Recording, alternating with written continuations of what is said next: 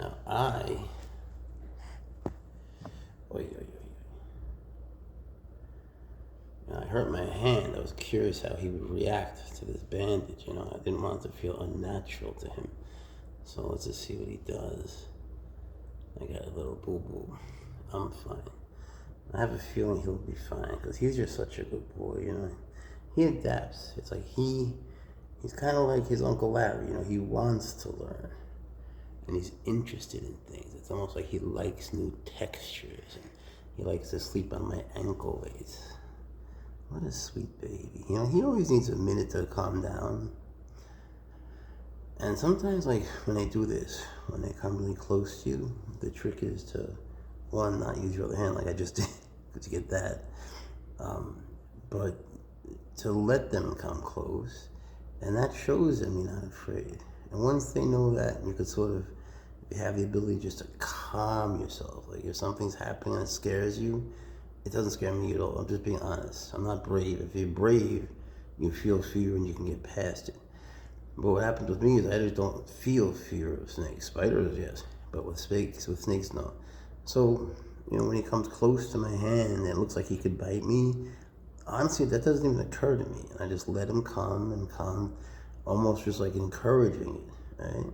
See, I look now and see how he's like, he could bite my finger, but he's not even thinking that, He's the feeling of calm that I want him to have is being reinforced by the fact that the thing that he's pointing his mouth at isn't running away or going towards him.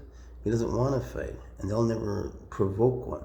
So as long as you're cool with them and they see you're not attacking them, they will not go after you. They're so misunderstood. Hello, Mr. Handsome. Say hi to your friends. Say hi. Isn't he beautiful? Man, I love this guy so much. I had a hard day too. Let me just be honest. I had a really hard day. A lot of strange things happened. You can't imagine the tragedy that stuck people that are dear to me.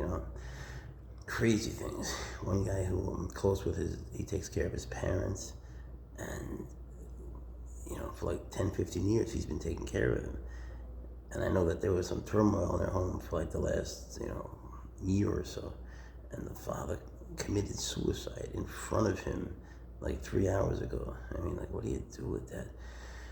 Imagine all the memories he has of his father, all these good memories when he was a kid, all that, and it ending like this. It's like it must be hard for him. It's gonna probably be hard for him to think about those good times without associating it with this crazy, crazy thing. So, and this other guy that I love, who I work with every day, and I'm very close with, his nephew just went into a coma. He has a 5% chance of living, so they have to decide whether to pull the plug. But if you pull the plug, you have to live with the fact that there was just a 5% chance, and I mean, not just there was a 5% chance, and you didn't avail yourself of it. Not an easy thing to live with.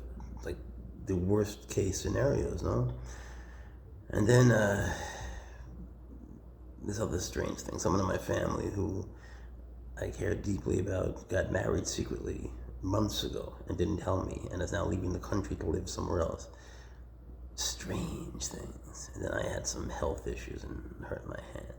So I don't know, man. It's just like there's some bad luck plaguing the department where I work, and my family, my dad had a thing where his heart stopped for 3 seconds, like a real problem where he thought he was going to pass out or die, so he has something built into him now. And my mom today also, she hurt her back, and like everyone that I care about suddenly is going through hell, and the thing I hate most is to see other people suffer. I'm not good at watching people suffer. I'm good at watching them be well, but today's been a hard day. It's like it's heartbreaking to see such good people going through such terrible things. So, I guess if I have a point, which I don't, is that when you get home and you see a little boy like this, even though he might kill me, I don't think so. It gives you a clarity of thought and a certain feeling of calm that at least I can't get anywhere else. So he does something for me that's very important. I hope that you feel a little bit of that, that calm that they give you. It shouldn't be this crazy emotional thing when you take them out and they're going nuts and you try to encourage that and you just barely escape a strike. That's not the way. It's just not. That's not what makes them happy. Like he'll hood up by himself here and there, but I'm not provoking it. Sometimes I do by accident. I let him decide, and he knows I'm not scared, so he's not, when he's deciding on where to go and what to do, he's not deciding based on what I'm doing. Unless like I, move my hand to turn off the camera. I can't avoid that. But essentially, I practice that with him, and then I stop, and then he puts his hood down eventually. He has instincts. He's just a baby, but he's working hard. I could swear he's trying. He likes to learn. It's like Larry. Larry, he's not a forest cobra. He's an Egyptian cobra. Larry likes to learn. Some of my other cobras, not so much. Each one is like a world. That's how I think of it. Each one is a world. Each person is a world. Imagine what it's like to try to understand a couple, or a family, galaxies, right? So in any case, this little guy, he's a world unto himself. If you could think of someone like that, imagine how much you could consider, how much the potential is there to really learn, what's true about them, the whole psychology behind them and their past experiences.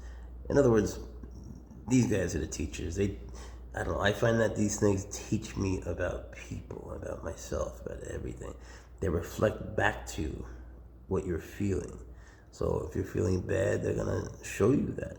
You get instant feedback. It's like biofeedback, but mental feedback that's immediate and it's wonderful. All right, little buddy, I gotta use my hand now. Sorry. I just launched.